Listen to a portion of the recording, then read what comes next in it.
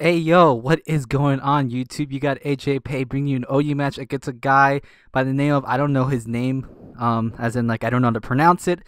His name will be in the title, but anyways, it's an OU match, and I know you're looking at that Pokemon right there at the very end of my team. It's a Grumpig. You know why I got Grumpig on my team? Because it's actually pretty bulky, and it has the thick fat ability as well, taking fire moves, and it can also take fighting type moves as well. So I kind of wanted to build a team around it to show its bulk, but this team kind of does suck, but I did test it out in Showdown, so it's not that bad. But we're going to start off the battle here, as I'm going to lead off with the Garchomp. He's going to lead off with the Ninetales. I was thinking he's probably going to predict me to go for the Earthquake and go to Xatu, but deep down I just wanted to go for Stealth Talks, but at the same time he's switched out to Xatu, then the Stealth Talks will bounce back. So rather than that, I decided to go for the Dragon Claw, predicting the switch. I predicted perfectly. It's an easy 2-hit KO on the Xatu, but now I'm thinking he might want to stay in or switch back out to Ninetales, so I'm just going to go for the Dragon Claw again, because I know it should be a 2-hit KO on this Ninetales. But unfortunately, I do get a crit, so therefore it is a 2-hit KO, and I actually did not want this crit, because I want him to know, hey, I can knock out your Ninetales on the next turn because I'm faster than you and I can set up Stealth Rocks. But unfortunately, I did crit it and he dies. So now it took a long minute to think who's going to be Sleep Fodder. I choose this Hydreigon, but he goes for the growth on my switch. I'm just like, well, I'm already swept. It's game over. It's complete game over. As he does go for a +2 Sludge Bomb, but I actually barely live with 22 HP. I get poisoned, but it doesn't matter. I take him out with the Sun Boosted Fire Blast. And here's the calc of it. I barely had a chance of actually living. I thought I was going to actually die. I only have 4 EVs in my HP, and I barely live. Barney taking all the hits, taking all the insults. Hell yeah! But he does take me out with a U-turn, but it does show that his Darmanitan is scarred because he did outspeed my Hydreigon, but that's completely fine with me because I am going to get Switch Initiative, which is perfect. But now he's going to switch to Jirachi. I'm like, alright, I predicted him to switch to Xatu last time. I don't think he's going to do it again, so I'm going to go for Stealth Rocks.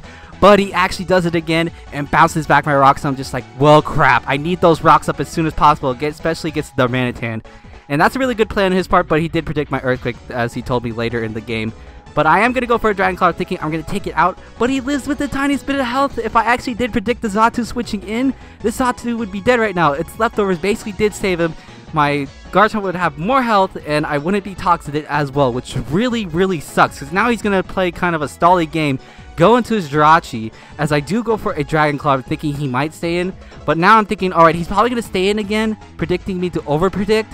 But I'm just going to go for the Stealth Talks anyways, because I definitely need those as soon as possible. ASAP. So I'm going to set up the Stealth Talks. I'm like, alright, he can't really do much to me, but this thing actually has Ice Punch. And I'm just like, what the hell is that? I didn't even know Jirachi can carry Ice Punch. This is like the first time I ever saw it, but maybe it doesn't. I don't know. I'm probably going to look it up later, but it doesn't matter. He made a good play by going for the Ice Punch. But I am going to go with my Furnip. I still have this thing to take out Jirachi, so I was kind of fine with Garchomp gone, but I definitely could have used him later. As he's going to switch into Xatu as Death Fodder to see what kind of set I am, and mainly to get a free switch into his Salamence. And this Salamence is another big threat to my team, because it can easily sweep my team. So I'm thinking he might be Scarf, he might be Dragon Dancing. I'm not too sure. I don't have any move to hit it with anyway, so I have to switch out. So I switch out to my Starmie as basically Death Fodder, as he does show he has the Dragon Dance. And now I'm basically kind of screwed here, because obviously these things have Moxie, and Starmie isn't the most bulkiest Pokemon in the world. In fact, it's very, very, very frail. Patrick Star, you're a very, very, very frail person. Your feelings are hurt too easily.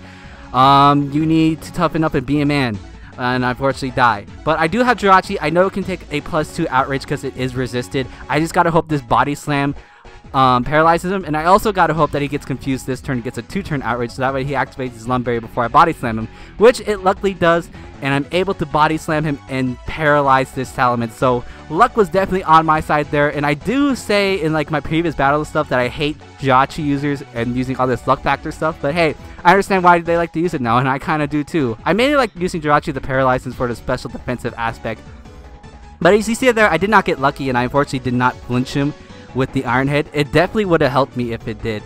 But now I can go into Infernape to basically just take him out, because I am faster, and I'm just going to take him out with the close combat, as he has 2 pokes left, the Darmanitan and the Jirachi. I have my Infernape and my Grumpig, which I have not used yet, and I'm basically thinking, alright, it's time to show the world the bulk of Grumpig. So I'm going to switch out. I'm going to go into Grumpig. My Grumpig has 252 EVs in HP and 200 in defense, and he decides to go for a superpower rather than like a Flare Blitz, and I take that superpower wonderfully well. It's just a matter of the stealth rocks kind of ruining it all, but that's completely fine. But now I know that since his defense is down and his attack is down, and he's fearing that he's going to get killed by me since he's locked his superpower, he's going to switch. So I'm going to pull my double into Inferno, predicting the Jirachi switch, which is perfect because now I basically have him cornered and have this game won. All I need to do is just go for overheat, and then I basically have the game won because I can basically, with the Darmanitan, decide to just sack my Grumpig and then just go for a Mach Punch for the win. But I'm not going to do that. No, why would I do that? I need to show the world the power, the bulk of a Grumpig with thick fat in the sun. So I decided to go for a Mach Punch instead rather than sacking my Grumpig. And it doesn't kill him, and then he's just going to knock me out with a VVodebitz. I'm like, alright, that's fine. That's all good. I don't care. Whatever. I'm going to show the world the bulk, the power of Grumpig. So, Grumpig has thick fat ability. I have defense. I'm bold nature too. Even I have thick fat ability. I probably said that. VVodebitz in the sun shouldn't kill me, but I forgot it's also sheer force, so it does kill me. And rather this being my win, it's actually going to be a tie, but in the game's terms, it's actually going to be his win, as we're going to go to the key play of the battle. And one of the key plays was definitely my Hydreigon surviving that Venusaur. If it had not survived and not hit the Fire Blast, my team would have already been swept. Another key play is definitely against the Salamence, where I paralyze it. Because if I had not crippled it, it would have, like I said, swept my team. And then the number one key play that I thought in this game was the presence of the Xatu. Because if it had not been for the Xatu, I would have gotten my rocks up earlier, and everything would have been easier to take out, especially the Darmanitan, and this would have been my win way easier. But rather than that, it's going to be a tie, but in the game's terms, it's going to be a loss for me. But regardless, I still thought that was a very fun game. Grumpig did fail me to show that it is bulky, but I will definitely find a game to show you guys that Grumpig is actually pretty damn bulky against a sun team or in fire in general. Maybe I'll put it in a rain team. But yeah, that about does it for me, guys. Like if you like, comment if you like, and subscribe if you like. And then I'll see you next Tuesday for the next battle. Bye!